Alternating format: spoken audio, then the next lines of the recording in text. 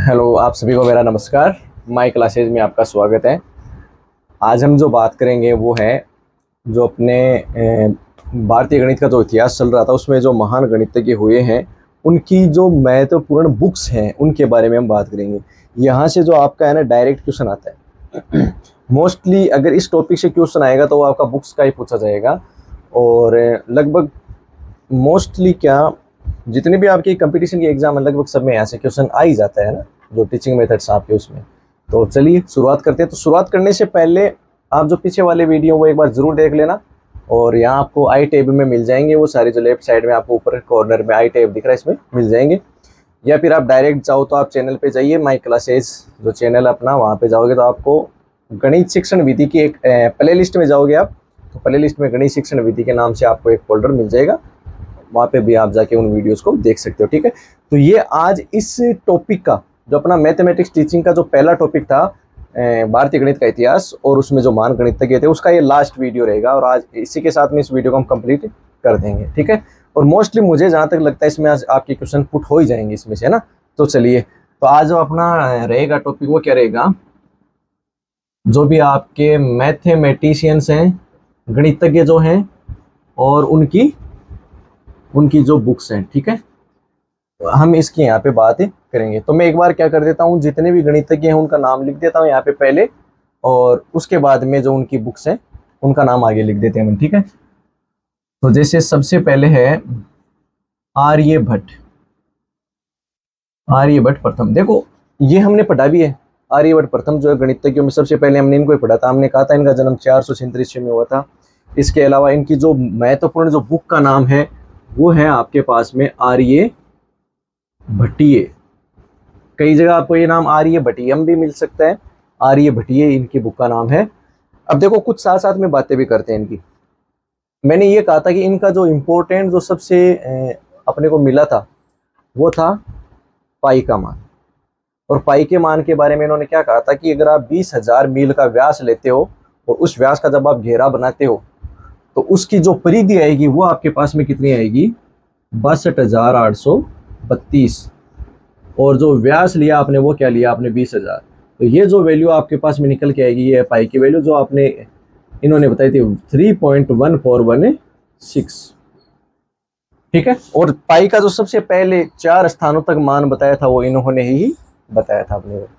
Okay, देखो वैसे जो पाई का मान है ना वो आता कैसे है, आपके पास में इन्होंने ऊपर कहा कि ऊपर जो वैल्यू आई है ये क्या है, ये परिधि है। और यहाँ पे इन्होंने जो ये बात की थी ना, ये एक्चुअली में आपकी जो पृथ्वी है इसकी परिधि है ये। और जो नीचे क्या लिखते हैं अपन, व्यास। तो ये जो पाई का मान है ये ऐसे आता है। देखो वृत्त की परिधि को हम क्या लिखते हैं, 2πr, और अपॉन में 2r। तो 2r से 2r कैंसिल रह जाएंगे, क्या बन जाएगा आपके पास में, पाई। तो पाई निकालने का तरीका क्या होता है, वृत्त की परिधि बटा वृत्त का व्यास। चलिए, तो ये आर्यभट्ट प्रथम की बुक है। और हमें ये भी पता है कि इनके जो उल्लेखनीय इनका जो योगदान है गणित के क्षेत्र में, इसके चलते इनको क्या बोला है, इनके नाम पे हमने जो अपना प्रथम उपग्रह छोड़ा था वो भी आर्यभट्ट के नाम पे ही छोड़ा था, है ना। चलिए, जो दूसरे गणितज्ञ हैं नाम है उनका आर्यभट्ट सेकंड। आर्यभट्ट सेकंड की एक ही बुक आपके पास में, और वो है महाआर्य सिद्धांत। महाआर्य सिद्धांत। जो पाई का मान आज के टाइम पे आप देखते हो, पाई बराबर 22/7, वो किन्होंने दिया है, आर्यभट्ट द्वितीय ने। तो प्रथम ने तो पाई के मान जो है वो दशमलव के 4 स्थानों तक बताया, और 22/7 जो है वो किन्होंने बताया है, आर्यभट्ट सेकंड ने। इसके बाद में आपके पास में थर्ड है ब्रह्मगुप्त। थर्ड है आपके पास में ब्रह्मगुप्त। ब्रह्मगुप्त की जो बुक है बहुत ही इंपॉर्टेंट है, ब्रह्मस्फुट सिद्धांत। ब्रह्मस्फुट सिद्धांत। और एक बुक और है इनकी, वो है आपके पास में खंड साधक। एक बुक और है इनकी, उसका नाम है खंड साधक। तो ब्रह्मस्फुट सिद्धांत के बारे में आपने काफी सुना होगा, बहुत ही चर्चित बुक है। कुछ बात करते हैं इनके बारे में कि इसमें ऐसा क्या लिखा हुआ था। एक तो हमने बात की थी कि जो द्विघात समीकरण है, अनिर्णित द्विघात समीकरण, उनका हल जो ब्रह्मस्फुट सिद्धांत में बताया था इन्होंने, जिनका हल जो है कालांतर में फिर लाप्लास और आयलर आयलर और लांगराजी ने बताया था क्रमशः 1764 और 1768 में। इसके अलावा जो हम एक जो है, हाँ, जो हीरोन सूत्र है, जो आज के टाइम में हम हीरोन सूत्र पढ़ते हैं ना, त्रिभुज का क्षेत्रफल ज्ञात करने का, root s into s minus a s minus b s minus c, वो इनकी ही देन है। जो उसके मुख्य आविष्कारक है वो कौन है, ये है। इसके अलावा भिन्न का मान निकालना इन्होंने सिखाया था, तो ये हमने अलग से पढ़ा है। इसे जो प्रीवियस वीडियो थे ना वो देख लेना आप, इसमें हमने इनको अलग से पढ़ रखा है। इसके अलावा एक हमने कहा था कि जो आपका चक्रीय चतुर्भुज है उसमें जो विकर्ण की लंबाई ज्ञात करने का जो फॉर्मूला है वो भी इन्होंने बताया। इसके अलावा त्रिकोणमिति भी के बारे में भी इन्होंने बात की, तो बहुत सारी बातें की हैं, तो वो आप पीछे वाली वीडियो में जाके जरूर देख लें, है ना। इसके बाद में है आपके सामने श्रीधर, जिनको हम कहते हैं श्रीधर आचार्य। इनकी एक बुक का नाम है गणित सार, एक बुक का नाम है इनकी पाटीगणित, एक बुक का नाम है इनकी नवशतिका, एक बुक का नाम है इनका त्रिशतिका, एक बुक का नाम है इनका त्रिशतिका। तो ये इनकी बुक्स के नाम हैं प्यारे बच्चों, गणित सार, पाटीगणित, नवशतिका, श्रीधर, त्रिशतिका। श्रीधर आचार्य आज भी हम इनका फॉर्मूला काम में लेते हैं, द्विघात समीकरण के जो मूल निकालने के लिए काम में लेते हैं, ठीक है। तो आप सभी को पता है। एक इंपॉर्टेंट बात यहाँ पे, जो इनकी पुस्तक है पाटीगणित, जो इनकी पुस्तक है पाटीगणित, इसका अरबी भाषा में अनुवाद हुआ है, और अरबी भाषा में जो अनुवाद हुआ है उस बुक का जो नाम है वो है हिजाबुल तरब्त। इंपॉर्टेंट है। जो आपके पास में श्रीधर आचार्य हैं, इनकी पुस्तक है पाटीगणित, उसका जो अरबी भाषा में अनुवाद हुआ है उस बुक का नाम है हिजाबुल तरब्त, ठीक है। इसके बाद में बात करते हैं भास्कराचार्य प्रथम।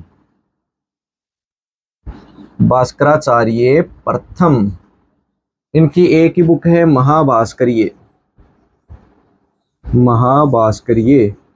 इसमें इन्होंने जीरो की बात भी की थी, वो हमने जब भास्कराचार्य द्वितीय पढ़ा था तो उसमें आप देख लेना, इसमें जीरो की बात भी इन्होंने की थी। इनके बारे में इतना ही है। इसके बाद में जो दूसरे भास्कराचार्य जी हुए हैं, भास्कराचार्य द्वितीय, ये इंपॉर्टेंट है, वो भास्कराचार्य द्वितीय। इनकी जो बुक है वो है सिद्धांत शिरोमणि, इनकी जो बुक का नाम है वो है सिद्धांत शिरोमणि, बहुत ही इंपॉर्टेंट है प्यारे बच्चों। और एक बुक का नाम और आता है इनकी कारण कुतूहल, कारण कुतूहल, एक बुक ये आती है इनकी। सिद्धांत शिरोमणि जो है ना, इसके 4 खंड किए थे आपने। इन्होंने जो सिद्धांत शिरोमणि इसको कितने खंडों में बांटा था, 4 खंडों में। और उनका नाम क्या था आपके पास में, ये आपको पता होगा। एक तो लीलावती, सिद्धांत शिरोमणि जो इनको 4 भागों में बांटा था, लीलावती। दूसरी जो है वो है बीजगणित, तीसरी जो है वो है गोलाध्याय, चौथी जो है वो है ग्रह गणित, ठीक है।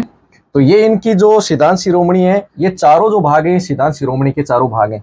और मैंने आपको बताया था कि भास्कराचार्य जो एक आला दर्जे के कवि थे, इन्होंने जितनी अपनी गणित के विधि सूत्र जो भी लिखे हैं वो सारे के सारे इन्होंने पद्य के रूप में लिखे हैं। तो लीलावती में मैंने आपको बताया था 278 पद्य हैं, 278 पद्य है ना। इसके अलावा जो लीलावती का एक नाम और आता है पाटीगणित, एक पाटीगणित आपको यहाँ मिलता है। पाटीगणित के नाम से बहुत सारों ने लिखी है, लेकिन जब पाटीगणित का नाम आ जाए इंपॉर्टेंट अगर, और उसमें भास्कराचार्य जी आपको मिल जाए, तो आपको आंसर यही करना है, क्योंकि ये बहुत ज्यादा प्रसिद्ध रही है ना, ये करती।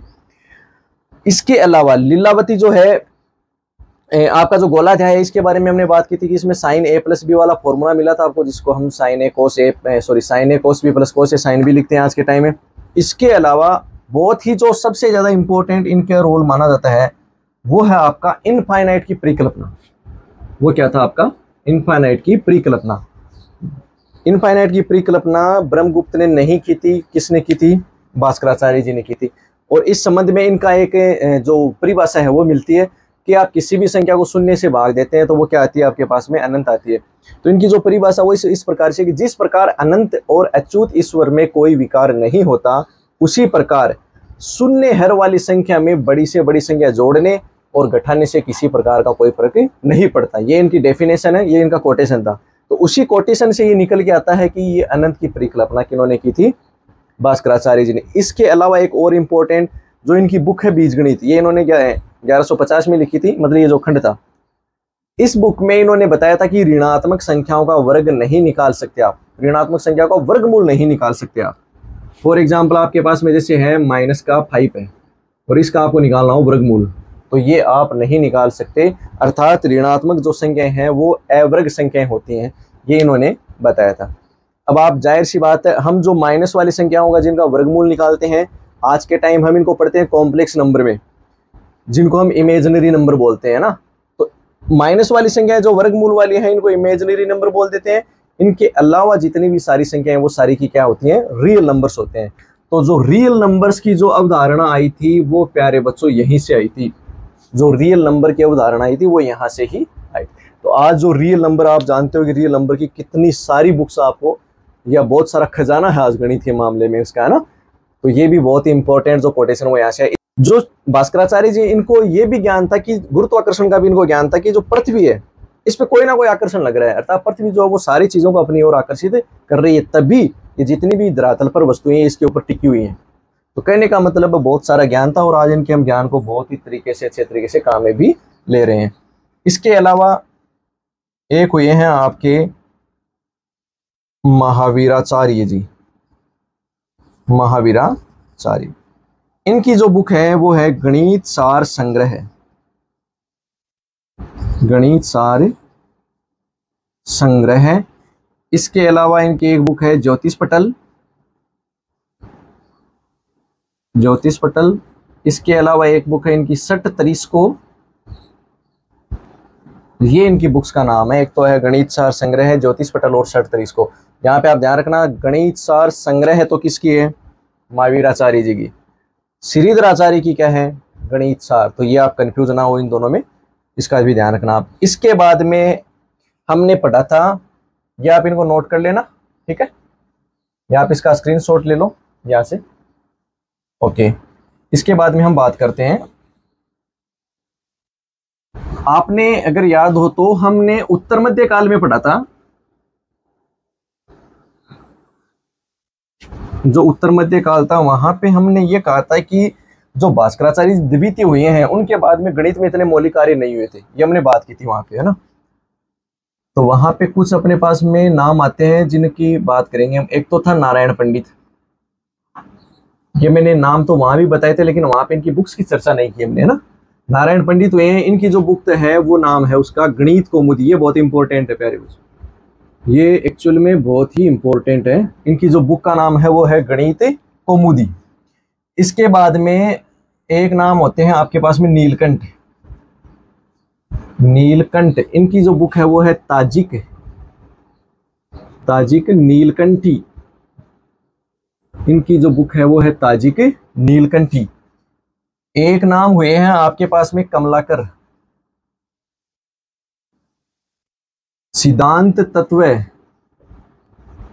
इनकी जो बुक है वो है सिद्धांत तत्व विवेक।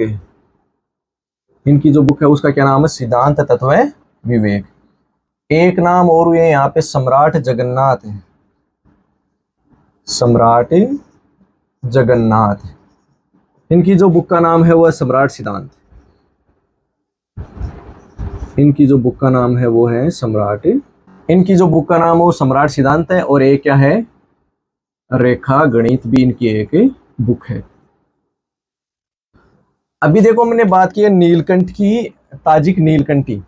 अब अगर आपको थोड़ा सा सही से याद हो, जो पिछले वीडियो में हमने बात की थी वो क्या बात की थी, हमने एक बात की थी जो इनवर्स ज्या की, जहाँ पे हमने ज्या आर का मान बताया था, r-r³ प्लस r की घात 5/5, ये हमने बात की थी। तो हमने कहा था कि ये जो नीलकंठ द्वारा ये सूत्र दिया गया था और जिसका मलयालम पांडुलेख मुक्तिभाष में भी उल्लेख था, जहाँ पे हम इसको ग्रेगरी श्रेणी बोलते हैं। तो ये हमने प्रीवियस वीडियो में पढ़ा था, ठीक है। तो इनकी केवल ये बुक्स का नाम याद रखना, बाकी ज़्यादा इनके बारे में और अपने को चर्चा नहीं करनी है।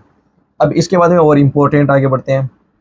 एक आपने बहुत ही प्रसिद्ध नाम सुना होगा, यूक्लिड।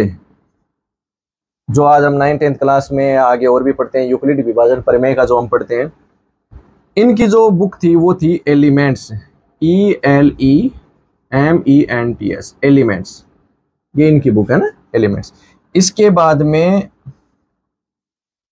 आपके पास में एक नाम आते हैं, एक या दो तीन एक नाम आते हैं साथ में, टालमी, पेपस और डायोफेंटस।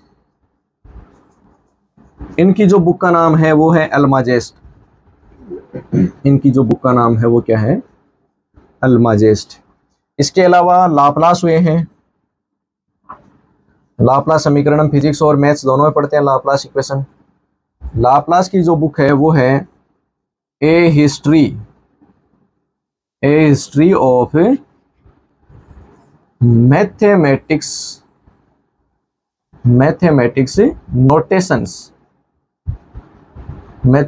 नोटेशंस, अर्थात जो सांकेतिक गणित है उसका इतिहास, सांकेतिक गणित का इतिहास किसका लिखा हुआ है, लाप्लास का। इसके अलावा एक जो विद्वान हुए हैं ब्रूनर, इनकी है towards A theory of instruction,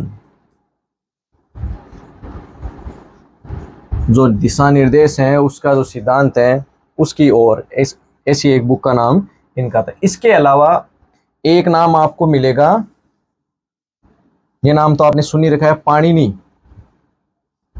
Panini की एक बुक है अष्टाध्यायी। आप ये मत सोचने लग जाना कि मैंने कोई और बुक्स के नाम लिखने लगा, ये सारी वो बुक है जिनमें आपको मैथ्स की भरमार मिलेगी या मैथ्स का जिनमें जिक्र किया गया है। इसके अलावा एक नाम आपको मिलेगा, ये मैं मिटा देता हूं, इसका आप स्क्रीनशॉट ले लो।